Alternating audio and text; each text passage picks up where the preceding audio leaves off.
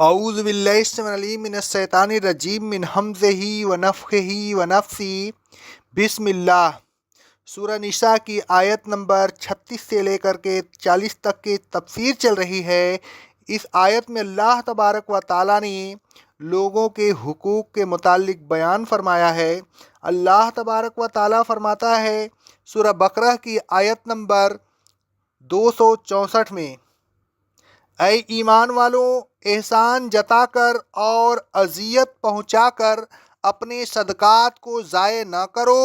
جو شخص ایسا کرتا ہے اس کی مثال ایسی ہے جیسے وہ شخص جو لوگوں کو دکھانے کے لیے اپنا مال خرچ کرتا ہے اور اللہ اور یوم آخرت پر ایمان نہیں رکھتا۔ اس کی خیرات کی مثال اس پتھر کی سی ہے جس پر خاک پڑی ہوئی ہو، پھر اس پر موسلادھار بارش ہو اور وہ بارش اسے دھو کر بالکل صاف کر دے، خاک کا نام و نشان باقی نہ رہے۔ ایسے ہی ریاکار آدمی کا دیا ہوا مال اس کے نامہ اعمال سے صاف ہو جاتا ہے۔ قیامت کے روز ان لوگوں کو اپنے کمائے ہوئے مال پر کوئی قدرت نہیں ہوگی کہ اس سے کسی قسم کا فائدہ حاصل کر سکیں۔ اللہ تبارک و تعالیٰ ایسے ناشکروں کو کبھی منزل مقصود تک نہیں پہنچاتا۔ اس آیت سے بھی یہی چیز ثابت ہوئی کہ نام و نمود کے لیے خرچ کرنے والے کا اللہ تبارک و تعالیٰ اور یوم آخرت پر ایمان نہیں ہوتا۔ شیطان اس کا ساتھی بن جاتا ہے اور اسے بخیل کرنے کی ترغیب دیتا ہے اور مفلسی سے یہ ڈراتا ہے۔ اللہ تبارک و تعالیٰ فرماتا ہے سورہ بقرہ کی آیت نمبر 268 میں، اے ایمان والوں، شیطان تم کو تنگ دستی کا خوف دلاتا ہے۔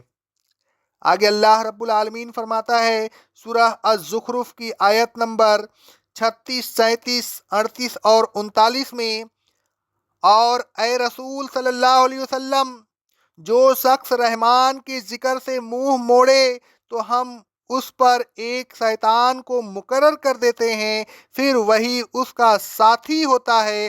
اور اے رسول صلی اللہ علیہ وسلم، یہ شیاطین ہی ہیں جو انسانوں کو اللہ کے راستے سے روکتے ہیں اور انسان یہ سمجھتے ہیں کہ وہ سیدھے راستے پر ہیں، یہاں تک کہ جب وہ انسان ہمارے پاس آئے گا تو شیطان کو دیکھ کر اس سے کہے گا، کاش میرے اور تیرے درمیان دو مشرقوں کا درمیان فاصلہ ہوتا۔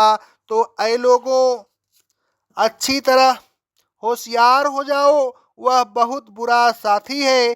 اور اے رسول صلی اللہ علیہ وسلم، اس وقت شیطان کی پیروی کرنے والوں سے کہا جائے گا، جب تم دنیا کی زندگی میں ظلم کرتے رہے تو آج تمہارا ایک دوسرے کے ساتھ عذاب میں شریک ہونا تمہیں کوئی نفع نہیں دے گا۔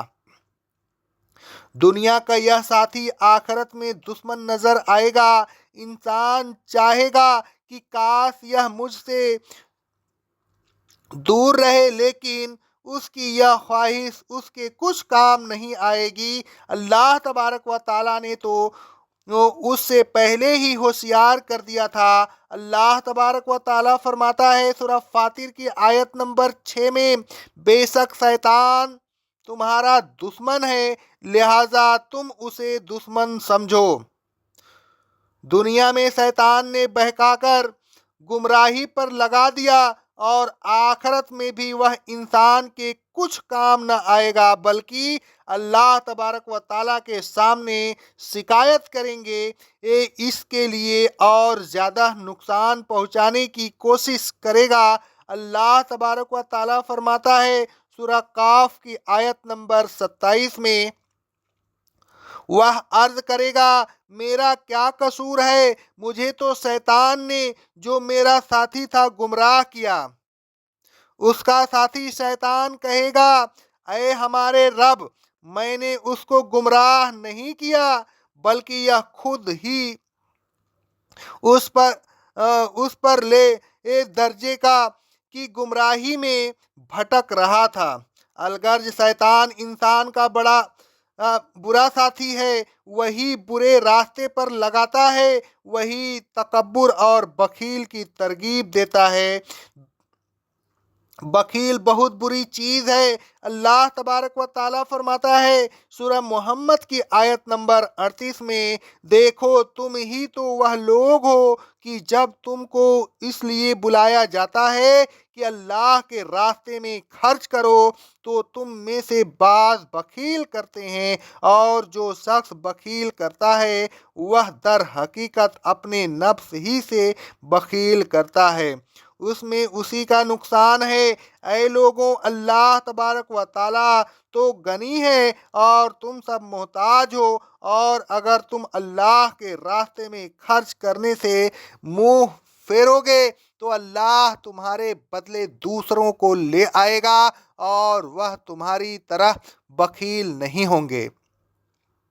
रसूलुल्लाह सल्लल्लाहु अलैहि वसल्लम फरमाते हैं, सही बुखारी और सही मुस्लिम की हदीस है, कोई दिन ऐसा नहीं होता कि बंदे सुबह करते हों मगर यह कि हर सुबह को दो फरिश्ते नाजिल होते हैं, उसमें से एक कहता है ऐ अल्लाह, खर्च करने वाले को खर्च करने की एवज में और माल दे।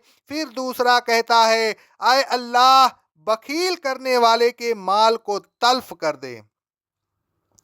दूसरों को बखील की तरगीब देना बहुत बुरी खसलत है। यह आदत भी उस ही शख्स में पाई जाएगी जिसका ईमान सही न हो, क्योंकि अल्लाह रब्बुल आलमीन फरमाता है सूरह अरअयतल लज़ी की आयत नंबर 1 से लेकर 3 तक के, ऐ रसूल सल्लल्लाहु अलैहि वसल्लम, क्या आपने उस शख्स को देखा जो रोज़ी जज़ा को झुठलाता है? यह वही शख्स है जो यतीम को धक्के देता है और मिस्कीन को खाना खिलाने की तरगीब नहीं देता।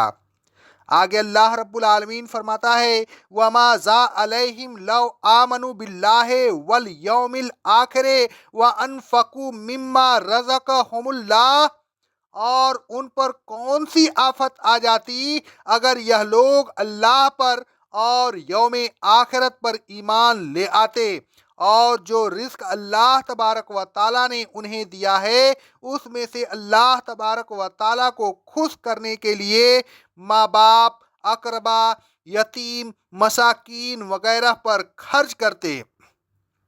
आफत तो खर्च न करने से आती है। अल्लाह तबारक व ताला फरमाता है सूरह आले इमरान की आयत नंबर 180 में, और जो लोग अपने मालों में जो अल्लाह ने अपने फजल से उन्हें अता फरमाया है बखील करते हैं और अल्लाह के रास्ते में उसे खर्च नहीं करते, वह यह न समझें कि यह उनके हक में अच्छा है, नहीं बल्कि वह उनके हक में बहुत बुरा है। जिस माल को खर्च करने में यह बखील कर रहे हैं, कयामत के दिन वह माल उनकी गर्दनों में तौक बनाकर डाला जाएगा। यह उस माल को दुनिया ही में छोड़कर चले जाएंगे, फिर अल्लाह ही उसका वारिस होगा, और अल्लाह ही आसमानों और ज़मीन गर्ज की हर चीज़ का वारिस है, और अल्लाह उनके अमाल से गाफिल नहीं, बल्कि जो कुछ यह कर रहे हैं अल्लाह उससे बाखबर है। आगे अल्लाह रब्बुल आलमीन फरमाता है सूरह अल हदीद की आयत नंबर 23 और 24 में, और ऐ लोगों, उस बात को याद रखो कि अल्लाह तमाम इतराने वालों और घमंड करने वालों को पसंद नहीं करता, जो खुद भी बखील करते हैं और दूसरों को भी बखील करने का हुक्म देते हैं। और जो शख्स अल्लाह के दीन से मुंह मोड़े तो अल्लाह गनी और तारीफ वाला है, उसे तुम्हारे मुंह मोड़ने की कोई परवाह नहीं। आगे अल्लाह रब्बुल आलमीन फरमाता है सूरह वाइलुल लज़ी यगसा की आयत नंबर 8 से लेकर के 10 तक के, और जिसने बखील किया और लापरवाही इख्तियार की और नेक बात को झुठलाया, हम उसके लिए सख्ती तक पहुँचने का रास्ता आसान کریں گے۔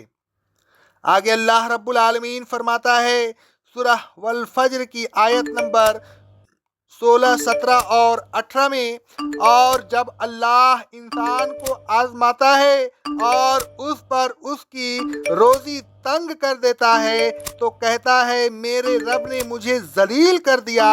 اللہ تبارک و تعالی بلا وجہ ہرگز ایسا نہیں کرتا، بلکہ ایسا اسی وقت کرتا ہے جب تم یتیم کی عزت نہیں کرتے، مسکین کو کھانا کھلانے کی ترغیب نہیں دیتے، الغرض خرچ نہ کرنا، مصیبت کو دعوت دینا ہے، معاش کی تنگی بھی اسی کی نتیجہ ہوتی ہے۔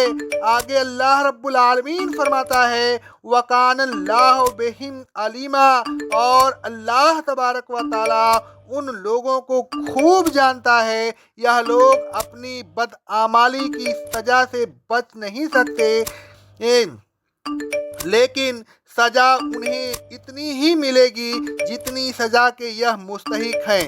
ان اللہ لا یظلم مثقال ذرۃ، اللہ تبارک و تعالی ذرہ برابر بھی کسی پر ظلم نہیں کرتا، نہ وہ کسی کی حق تلفی کرتا ہے اور نہ کسی پر زیادتی کرتا ہے۔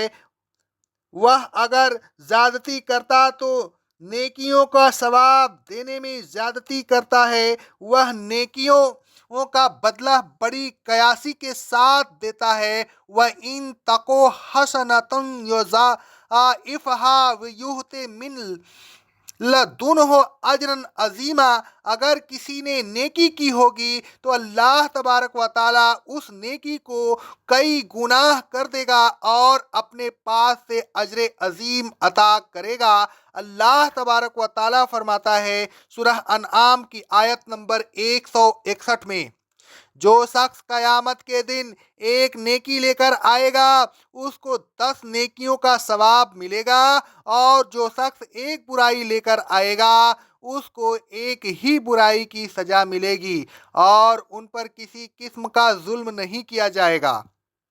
اللہ تبارک و تعالیٰ فرماتا ہے سورہ سبا کی آیت نمبر 37 میں، اور اے لوگوں تمہارے مال اور تمہاری اولاد میں ایسی کوئی خوبی نہیں جس کے ذریعہ وہ تم کو ہمارا مقرب بنا دے، مگر ہاں جو ایمان لے آئے اور عمل صالح کرتا رہے، تو اے ایمان والوں اعمال صالح اس کو ہمارا مقرب بنا دیں گے۔ ایسے لوگوں کے لیے ان کے اعمال کے باعث دگنا بدلہ ہے، اور وہ جنت کے بالا خانوں میں امن و چین سے ہوں گے۔ اے لوگوں صرف اللہ کی عبادت کیجئے، اللہ تبارک و تعالیٰ کے ساتھ کسی قسم کا ذرا سا بھی شرک نہ کیجئے۔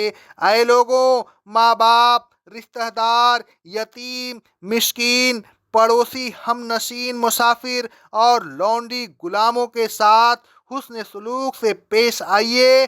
اپنا مال خرچ کرنے میں بخیل نہ کیجیے، نہ کسی دوسروں کو بخیل کرنے کی ترغیب دیجیے۔ ریاکاری کے لیے مال خرچ نہ کیجیے، خالص طور پر اللہ تبارک و تعالیٰ کو خوش کرنے کے لیے مال خرچ کیجیے۔ اقول قولی ھذا استغفر اللہ استغفر اللہ استغفر اللہ۔